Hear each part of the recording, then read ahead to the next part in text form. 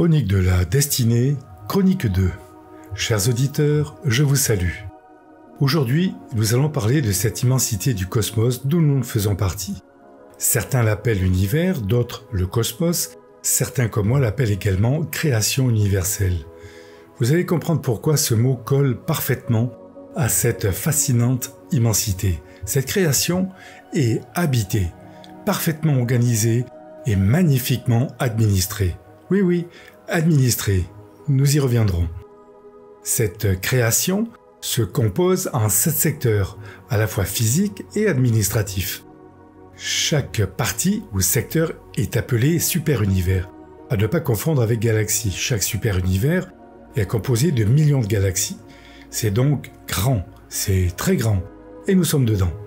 Tous ces univers sont d'authentiques sujets d'astrophysique, d'astronomie, tels qu'on peut l'apprendre au lycée ou ailleurs. Rien de magique ou de surnaturel dans cette création 100% naturelle. Elle a un début.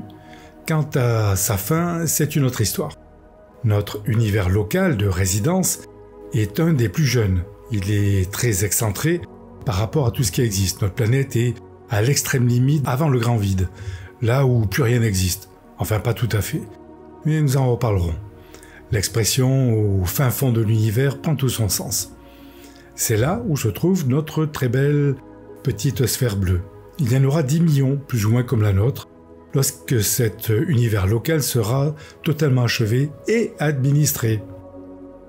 Mais surtout, il faut avoir à l'esprit que toutes ces planètes seront habitées dans les âges lointains.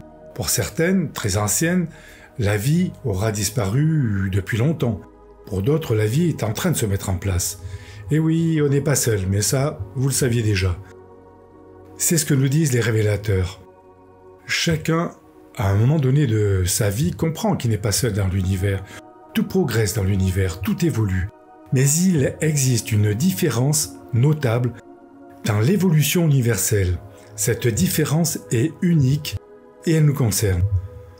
Nous possédons, nous, humains d'origine humble, d'origine animale, un potentiel évolutif sans fin, éternel. Il n'y aura pas de fin. Nous avons en nous une potentialité d'évolution infinie. Or, même les univers ne sont pas éternels. Les univers naissent, grandissent, vivent un certain temps, puis meurent. C'est un fait, c'est comme ça. Mais j'ai bien dit que cette capacité de survie en nous est potentielle. C'est-à-dire que ça va dépendre de quelque chose. Vous, chers auditeurs, ne pouvez imaginer toute la nature de cette potentialité. Actuellement, nous n'utilisons qu'une partie de ce potentiel. Et je ne parle pas de notre cerveau. Lui, à notre mort, il ne survivra pas. Mais de quelque chose d'autre que nous possédons et qui survivra à la mort. Cet élément potentiellement immortel fait partie des bagages que l'homme possède depuis sa naissance. De nombreux noms lui ont été attribués à cette partie de nous-mêmes. L'âme, l'esprit divin, étincelle divine, etc.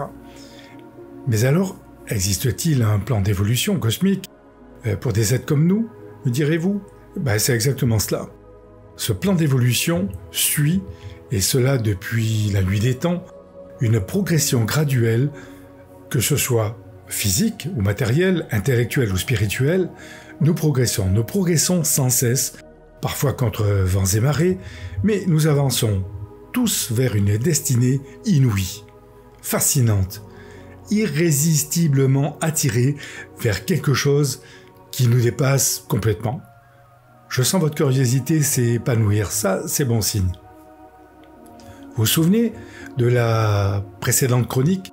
J'affirmais haut et fort que c'est une des plus belles qualités données à l'homme, la curiosité. C'est elle qui nous force à nous aventurer sur des sentiers vierges, parfois escarpés de la vie, mais ô combien enrichissants, planifiants. Même si parfois on se brûle les doigts, on se casse les ongles, on trébuche, mais on se relève et on continue. C'est en nous. Si ça se passe ainsi, c'est qu'il y a des raisons. Cette soif de découverte, d'aventure, est ancrée au plus profond de nous. Ça n'est pas un hasard si c'est en nous. quelque part enfoui dans notre ADN. Chacune de nos cellules en est imprégné de cette curiosité, de cette chose qui nous fait avancer, qui nous fait aimer l'incertitude, qui nous fait trembler, mais qui nous donne tellement de satisfaction lorsque nous vainquons les obstacles trouvés sur notre chemin. Vous savez, l'humain est un peu maso. Il aime ça. Il aime avoir le dessus sur les vicissitudes de la vie. Vous commencez à comprendre que toute cette création n'est pas le fruit du hasard. Rien n'a été et ne sera jamais le fruit du hasard. Mais une fois de plus, c'est vous et vous seul qui devez vous en convaincre, et personne d'autre ne doit le faire à votre place. Cette chronique n'est pas là pour vous montrer qu'il existe quelque chose d'extraordinaire, d'occulte, non. Cette chronique est là pour vous montrer qu'il y a une alternative, une autre façon de penser, de croire. Mais encore une fois, c'est à vous de franchir la porte, pas un autre. Ça ouvre des perspectives inédites et passionnantes de penser ainsi. Jusqu'à maintenant, nous fonctionnions avec un organigramme limité en pensée et en action. Un peu comme si, pour nos 18 ans, on nous offre une magnifique Ferrari, mais dont le moteur est bridé. Ça nous empêche d'en jouir pleinement. Pour mieux en profiter, on nous dit « tu dois d'abord apprendre à conduire, puis apprendre à conduire une voiture de sport. Et après seulement tu seras apte à conduire une Ferrari. » pour en tirer toute la quintessence et ainsi maîtriser ce splendide bolide. C'est ce que fait l'humanité depuis ses premiers pas. Il faut du temps, beaucoup de temps, et l'histoire va en ce sens, pour tenter de maîtriser notre évolution. Cette maîtrise, on l'a en nous, mais en potentiel. Elle ne demande qu'à s'épanouir, mais ça dépendra de notre volonté. C'est à nous d'en prendre la décision et à nous seuls. Aujourd'hui, il nous est offert de raisonner grand, très grand. Commençons à raisonner différemment. Acceptons de changer notre vision des choses. Tentons de repousser nos frontières mentales. N'ayons pas peur de changer. Osons. Cette liberté de penser, tiens, ça me dit quelque chose, elle est à vous. Pas à telle ou telle institution religieuse ou gourou en habit blanc d'une contrée exotique. Vous découvrirez progressivement qu'une vague rafraîchissante, apaisante, va vous envahir intellectuellement. Tout ce que vous avez à faire, c'est de laisser une porte entrouverte. C'est pas grand-chose. Et pourtant, votre futur est étroitement lié à votre choix dès aujourd'hui. Ok, vous allez me dire, c'est bien beau, mais si je vis une centaine d'années, c'est le bout du monde. Alors comment atteindre en si peu de temps d'autres niveaux de compréhension ? Comment s'y prendre ? Existe-t-il une formule spéciale pour transcender le temps, pour devenir parfait ? Suffit-il de faire un stage dans un monastère ou une grotte au fin fond de l'Himalaya ? C'est un peu ce que certains milieux religieux veulent nous faire croire depuis des lustres. Vous savez, le coup de la baguette magique après la mort. Pour certains, c'est le nirvana, le paradis. On veut nous faire croire que d'une vie primitive, sauvage, à peine sociabilisée, nous actuellement, vous vous réveillerez de l'autre côté avec une âme parfaite, à l'image de votre créateur, à côté duquel vous serez assis, sirotant un bon vieux scotch de 2000 ans d'âge. Le top, quoi. Ah, ces baguettes magiques, si seulement.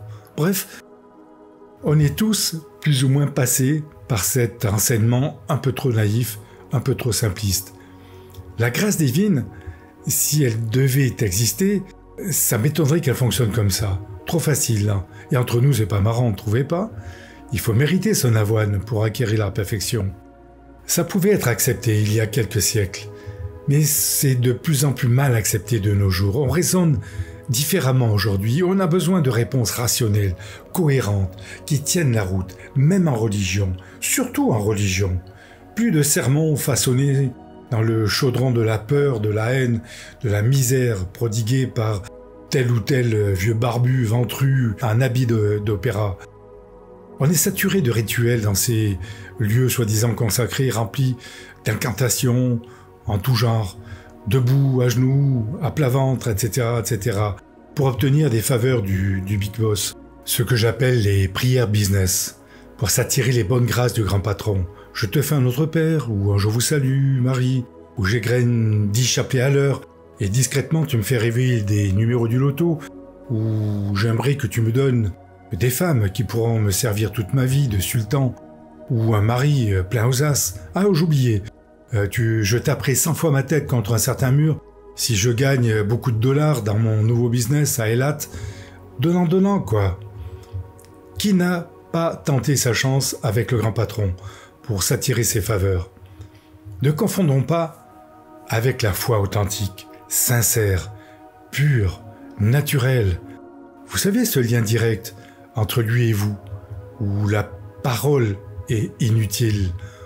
On a tous le téléphone rouge en nous, sans contrepartie, sans cette ennuyeuse litanie monacale, cette répétition sans fin de phrases sans saveur dénuées d'émotions sincères.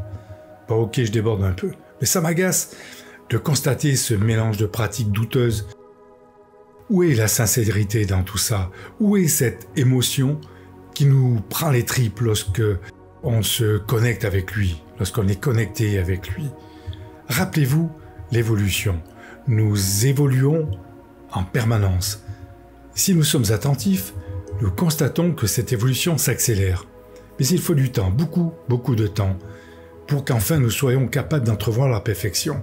Cette sublime lumière dont on sait inconsciemment qu'elle existe quelque part. Car pour l'instant, on en est très loin du compte. L'animal, à peine évolué que nous sommes, a malgré tout progressé. Mais la coupe de la sagesse est si peu remplie. Mais il existe une autre façon d'envisager notre approche vers cette perfection. Nous allons commencer à ouvrir d'autres portes. Elles vont nous diriger vers quelque chose d'autre, d'unique, de passionnant. Nous allons emprunter un chemin totalement innovant, totalement inédit, fascinant. Ces chroniques de la destinée sont là pour réveiller en vous cette soif de connaissance, cette soif d'aventure inédite. Nous allons secouer le vieil arbre de l'inconnaissance, j'aime ce mot, l'inconnaissance, pour en faire tomber tous ces fruits périmés, insipides et parfois pourris. Nous allons lui donner la possibilité à cet arbre de produire de nouveaux fruits, des fruits délicieux de la nouvelle saison. Ils vont rassasier notre mental, notre esprit, loin des peurs, des courroux de divinités vengeresses. On va aimer ça, ces nouveaux fruits. On va en devenir accro. Jusqu'à présent, quelle solution à notre survie nous propose-t-on? Les principales religions, se proclamant garantes du savoir post-mortem, affirment, et je fais court, que suivant nos actes, nous irons à droite ou à gauche, parfois au centre, d'un schéma établi par une divinité dont les instances religieuses en seraient les gardiens, et cela depuis des millénaires. Ce sont des milliards d'adeptes qui ont cautionné et qui continuent à cautionner cette croyance. D'autres concepts religieux affirment qu'il est nécessaire de prendre un abonnement pour des allers-retours réguliers sur notre belle planète ou ailleurs, afin de purger des erreurs de nos vies passées, dans la peau d'un humain, dans le meilleur des cas, parfois dans la peau d'un animal, d'une plante, ou que sais-je encore. C'est un sacré loto, vous savez. Et tout cela sans retrouver notre mémoire passée. Comment voulez-vous évoluer, c'est-à-dire faire mieux, se corriger, s'améliorer, si on vous prive de mémoire? C'est un non-sens à l'évolution, vous ne trouvez pas? Trouvez-vous ça logique? Un enfant corrige son comportement car il fait le lien entre son action passée et son comportement présent avec l'aide d'un conseiller, d'un proche. Imaginez qu'on lui supprime la mémoire. Comment voulez-vous qu'il puisse s'améliorer? C'est ce que certaines instances religieuses ont mis au point dans un âge lointain du passé pour asservir l'esprit humain, ne lui octroyant aucune chance de se sortir de ce cercle involutif. Oui, vous avez bien entendu, involutif, vicieux, avilissant pour l'esprit, où l'espoir d'un avenir prometteur est absent. En plus, si vous êtes issu d'une caste miséreuse, bonjour les décas, vous êtes mal barré. C'est terrible, vous ne trouvez pas? Trouvez-vous cela juste et cohérent venant d'une divinité? Ben moi pas. Et comme par hasard, ceux qui ont pondu de telles stupidités, brahmanes ou autres charlatans opportunistes, sont souvent issus de milieux bien pourvus. Cherchez l'erreur. Quand on y réfléchit, on nous offre pas grand-chose comme possibilité. Les options proposées heurtent mon esprit, elles m'attristent. Elles enlèvent à l'individu l'espoir d'un avenir différent, d'un avenir meilleur, où le libre arbitre peut être pleinement et passionnément vécu, et pas seulement à l'intérieur d'une caste, d'un cercle privilégié ou au statut prédéterminé à la naissance, mais partout. L'espoir est fondamental. L'espoir d'évoluer, de changer, de comprendre ce qui nous entoure, de devenir meilleur. Je souhaite simplement attirer votre attention sur la logique de ces options. Est-ce que tout cela est logique ? Je vous suggère d'y réfléchir. Rappelez-vous, dans la première chronique, j'insistais sur l'indispensable logique de raisonnement sur tous les aspects de la vie. Chaque humain se doit de posséder cette faculté de discernement pour fonctionner librement, sans crainte, sans peur, véritable fléau à notre évolution. Vivre en ayant peur de ses actes, de ses pensées, vivre en ayant peur de mal faire et d'en subir les conséquences, avec à la clé une punition éternelle ou presque, après la mort n'est pas logique. Il n'y a pas de cohérence dans ce type de croyance. Cette intelligence créatrice, ou Dieu, ou architecte créateur d'univers, ne peut avoir mis en place de tels concepts aussi régressifs, avec comme maître mot « punir ». Ça ne tient pas debout. Vous ne trouvez pas ? Où se trouve l'amour avec un grand A dans tout ça ? Assez des dieux ou divinités de Kourou, des millénaires de servitude en tout genre, ça suffit. On a assez donné.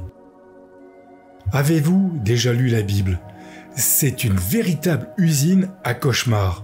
Si vous êtes chez vous, fermez la porte à double tour, ne sortez pas, respirez à peine, ne pensez pas, surtout pas, ou vous risquez d'enfreindre une quantité industrielle de codes, de lois, de préceptes, de dogmes, de règles, de commandements en tout genre, avec pour sentence finale, devinez, une partie de grillade pour l'éternité en enfer avec Diabolicus. Et c'est vous qui êtes sur la broche pour l'éternité. L'humain est né avec ses faiblesses. Il tente, tant bien que mal, de se perfectionner, d'éviter les erreurs, de s'améliorer, de devenir plus sage tout au long de sa vie. Il est terriblement éloigné de la perfection. Nous vivons dans l'imperfection. Pensez-vous que de revenir sans cesse dans l'imperfection nous permettrait d'évoluer, sachant qu'on nous prive de notre mémoire antérieure ? Pauvre humain qui a fauté, tout simplement parce qu'il est humain et qu'il se retrouve dans la position de brûler éternellement dans les flammes de l'enfer. Parce que peut-être il était trop gourmand, ou qu'il n'a pas sanctifié le jour du Seigneur, le dimanche. C'était mon cas, j'avais 7 ans. Bon, je m'en suis pas trop mal sorti. Ou celui ou celle qui lorgnait un peu trop sur son voisin ou sa voisine, paf, tu iras en enfer, tu feras office de merguez pour Belzébuth, en présence des esprits les plus pourris que notre planète ait connus. Trouvez-vous ça normal ? D'autres nous disent, tu dois revenir, car tu as des désirs en tout genre, pas seulement charnels, mais désirer jouer du piano, désir de conduire une Porsche, ou désirer trouver l'être cher avec qui partager sa vie, ou gravir le Mont Blanc, que sais-je encore, la liste est aussi longue que les versets de la Bhagavad Gita. S'il te reste des désirs à ta mort, tu reviendras autant de fois que nécessaire jusqu'à que tu... Quoi exactement ? Que tu ressembles à un zombie ? Sans le feu sacré, l'étincelle de vie qui se doit de briller en chacun de nous. Pouvez-vous imaginer un individu sans désir, quel qu'il soit, moi pas ? Et ce sont des centaines de millions d'humains qui sont englués dans cette croyance. Désirer est la base même de notre évolution. Désirer devenir meilleur, faire plus de bien autour de soi, le désir de partager avec les autres, le désir de fonder une famille, Le désir est essentiel chez un humain. Il est indispensable. Il est étroitement lié à l'espoir. Il ne peut être sanctionné pour ça. Encore une fois, où est la logique dans ce type de croyance? C'est complètement dingue de prêcher de telles stupidités. Une fois de plus, où est l'amour avec un grand A? La beauté de la pensée, la noble vérité dans ce cloaque débilitant, propagé la plupart du temps par des nantis assoiffés de pouvoir, sans limite aucune pour le conserver, n'hésitant pas à asservir et abuser leurs fidèles. J'attire une nouvelle fois votre attention. Où se trouve le bon sens, cette faculté de raisonnement que nous possédons toute la vie, tous les jours, tout au long de notre existence, mais qui disparaîtrait dès qu'on aborde des sujets religieux et existentiels? Ces sujets sont-ils l'exclusivité de milieux bien trop souvent détachés, complètement détachés de la réalité du quotidien? Ou bien n'est-il pas temps d'appuyer sur la touche mise à jour? Ce n'est pas étonnant qu'il y ait autant d'athées sur cette planète. Ça se comprend. Pour conclure ce chapitre, je vous donne ces quelques chiffres issus d'une étude très sérieuse du docteur Navid Sheikh, historien, qui nous dit que toutes les religions confondues ont généré entre 400 et 700 millions de morts en 2000 ans. Et cela pour satisfaire quoi? Des divinités, ou au nom de ces divinités. Encore une fois, où est le bon sens dans la croyance en de telles divinités vengeresses et dans la sagesse de leurs représentants, pour la plupart du temps corrompus ou stupides? Plus personne ne doit intervenir sur votre manière de croire. Ça, c'est votre jardin privé. Encore une fois, c'est vous et vous seul qui devez être votre capitaine. Il ne peut y avoir deux capitaines aux commandes. Est-il censé de croire que notre imperfection doit être sanctionnée, punie dans les tourments de l'enfer ou son retour dans la peau d'un ver de terre?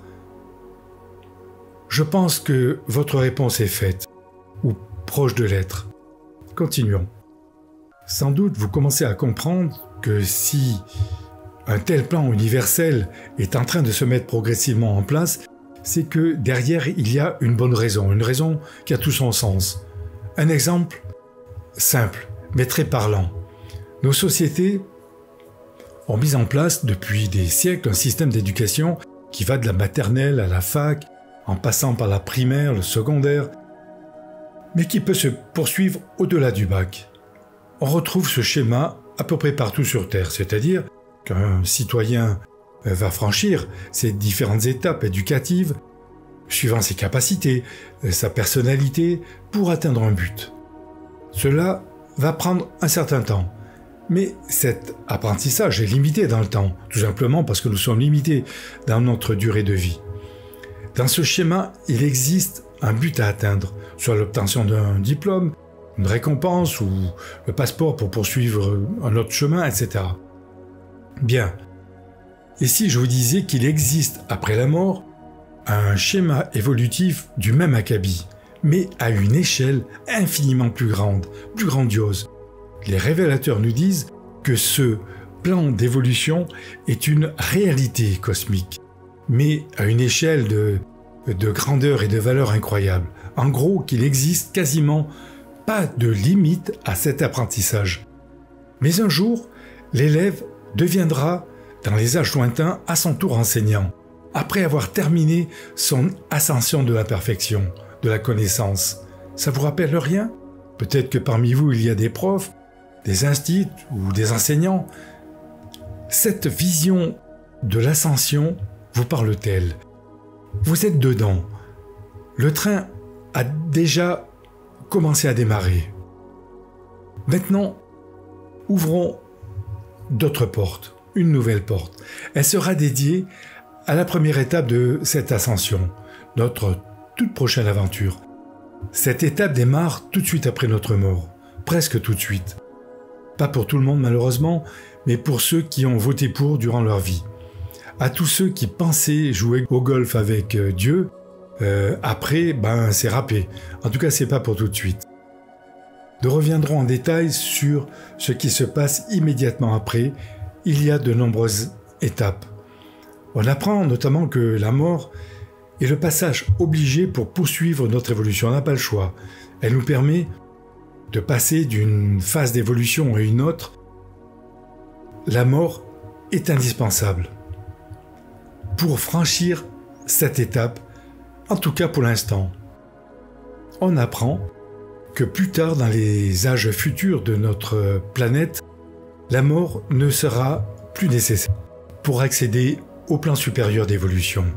Comme vous l'avez compris, un nouveau cycle d'apprentissage, d'éducation multidisciplinaire nous attend immédiatement après notre décès. Enfin, nous aurons quand même droit à une dizaine de jours de congé. Si, ne riez pas, mais ils ne seront pas payés. Je pense à certains de nos politiques qui vont criser en arrivant, enfin s'ils y arrivent. Petite info, ces 10 jours sont consacrés à aller visiter nos proches disparus avant nous, si tel est son désir. Aucune inquiétude, tout est prévu pour notre prise en charge. Le staff, les interprètes, hyper compétents sont là pour nous aiguiller et nous guider. Pour nous, c'est nouveau, bien sûr, mais pour eux, c'est la routine, c'est leur job. Après, les choses sérieuses commencent à arriver. Nous y reviendrons un peu plus longuement, un peu plus tard. Première interrogation, mais où ça se passera et comment, puisqu'on n'a plus de corps. Le dernier, fait de sang et de chair, est resté sur place. Ici, en pleine décomposition. Ainsi vont les choses. C'est la vie.